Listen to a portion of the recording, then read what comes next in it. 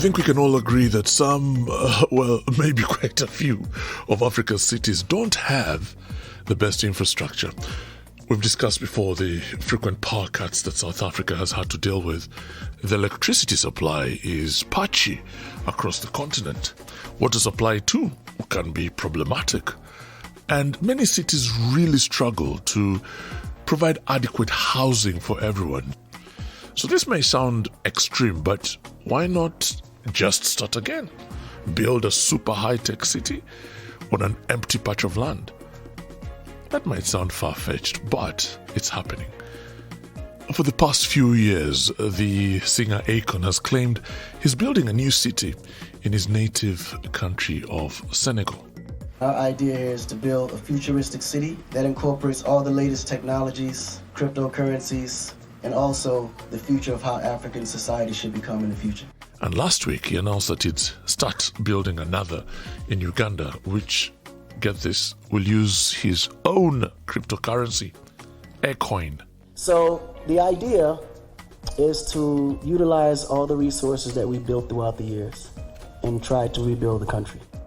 He's not the only one to be building these so-called futuristic cities. The Senegalese government is already building one around 30 kilometers from the capital, Dakar. It's called Diamniadio. Meanwhile, Nigeria is busy constructing Eco Atlantic City, a peninsula attached to Lagos on land constructed in the sea. Eco Atlantic is a unique new city within a city. And Kenya is building a technology hub known as Konza Techno City, around an hour outside of Nairobi. But are these futuristic cities really the utopia they seem? And how do you go about making sure they're helping develop African communities, not damaging them? I'm Alan Kasuja, and this is Africa Daily.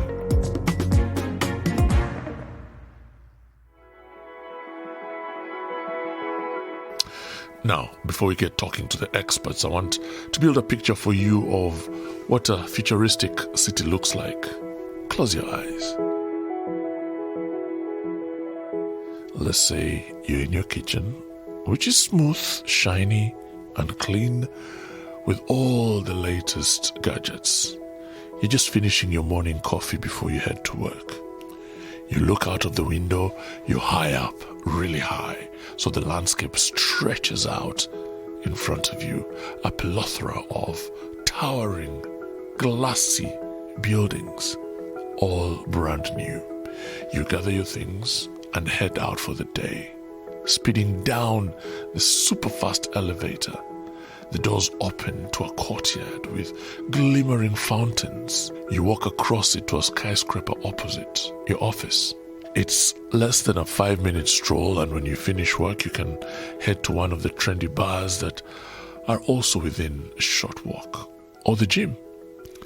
Everything is within a convenient distance. Sounds like a sci-fi film, right? But are these cities realistic? Here is Sakile Mngandi, a South African architect. There are big plans to have really big developments all across the continent. A lot of them offer really high-end global standards in terms of facilities, living conditions, technological advancements, but they aren't really speaking to the context that they live in. We speak about wanting it to be 5G and wanting it to be integrated, a smart city that works really well for the people, but it exists in a context that really doesn't have 5G network coverage, where they're rolling blackouts in South Africa. And so how is that city going to function within that context? So what about Aikon's plan for Uganda? Here's the journalist Kanari Mugume. He works for NBS Television. He's had the chance to interview Aikon about his chance to build a futuristic city. He first of all has a great idea of what this city should look like. He says it should really reflect what Uganda looks like in terms of like culture, tradition, history. This was a government plan to turn a dilapidated housing estate into a modern city. He knows what he's talking about. What I'm not sure, though, is whether it's achievable. It sounds like a very idealistic idea. So you would need to change a lot of things in Uganda for that to happen. Alan, you've lived in Kampala, so you know the Naguru project. Did you get the sense, though, that he was clear about what he was thinking? It's one thing to have an idea, but do you sense that this guy knows what he's talking about. This Naguru project we're talking about was developed in 2013, the grand idea. Even the president laid the foundation stone. They evicted so many people.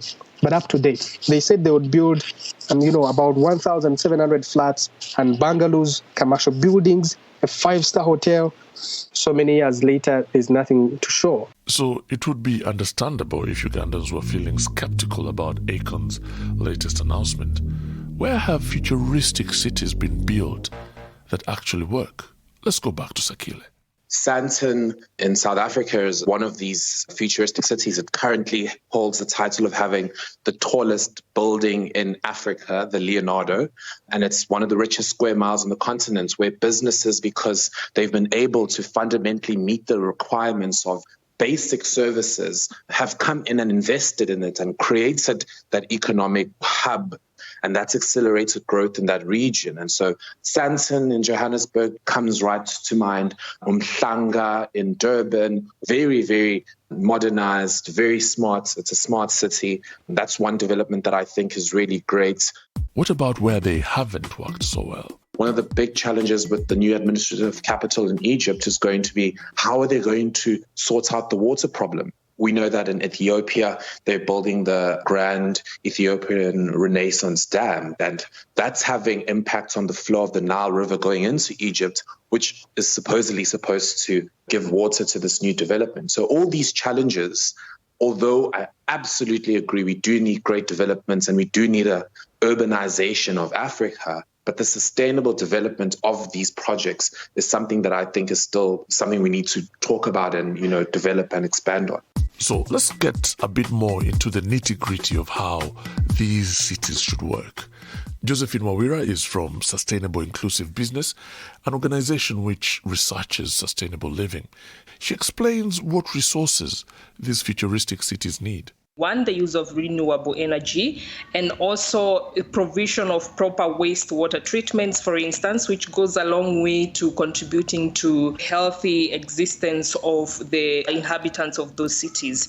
We are looking also at what are the waste management systems that are in place in those cities, and especially that encourage waste separation, because that way they don't end up in landfills at the cities, because it doesn't make sense for me to have beautiful buildings coming up, but then just across the street, there's a dump field that is causing health issues to those residents of those cities. And that's an important point. There's a responsibility here towards existing local communities. We need to ensure that looking forward after the projects are complete, that also the local communities are involved and they are benefiting from it. We have seen cases where there's a development and the local communities who own land in those places are displaced and they are not even compensated. And even if they are sometimes unfairly compensated. And so while this project goes a long way towards increasing the economic development of the larger country, there are a number of community members in this place who have been affected and displaced, and their future, their economic development definitely is gone. If that land was their source of living and their source of food, how do we ensure that going forward they do not lack? So those kinds of sustainable aspects to any development are very key. Let's go back to our architect Sakile. How do you build these cities in a way that benefits those local communities? It's the use of local materials, and that's what it comes down to. We don't need to export these giant blocks of steel from across the world to construct something here. You have everything you need to build really great buildings where you are. And that's where the vernacular architecture comes in, where we say the building has thatched roof, but it's done in such a way that makes it really modern and look really nice and really African.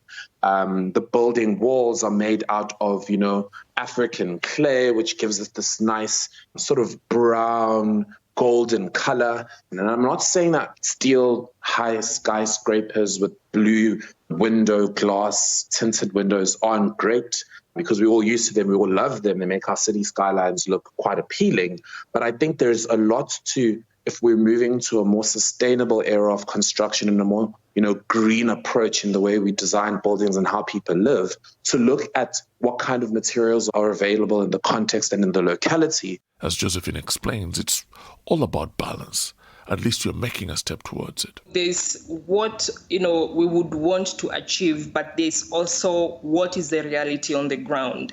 The truth is, for instance, in Kenya, where I'm residing, and we are looking at cities like Konza, which we refer as Kenya's Silicon City. The idea was to make it as inclusive as possible so that it's not just about the appearance, but it's also about its contribution to both social and economic growth. So we are talking of job creation. We are talking of a city that includes health facilities, that includes facilities as well, like schools. We still have a long way to go, but I would say we are getting there. And some of these buildings in Kenya, in Nigeria that are coming up, at least we are making a step towards it. Africa Daily is a BBC World Service production. My producers were Parisa Kurban, Rosie Blunt, and Rosanna Lafalce. Our editor is Kevin Silverton. Do you live in a futuristic city, or are you planning to move into one as soon as you can? I'd love to hear from you. Get in touch. My Twitter handle is Kasuja. That's with 2 J's. Bye for now. From the BBC World Service. These attackers have no fear. They would have killed me had they found out. It was really intense. I just saw the entire financial markets grinding to a halt. This is what they've stolen. So many millions of dollars. Oh, it's got to be North Korea. There was chaos. What do you mean they've disappeared? It was almost like a perfect crime. Where did they get the money? How in the world did this happen? The Lazarus Heist from the BBC World Service. Coming soon.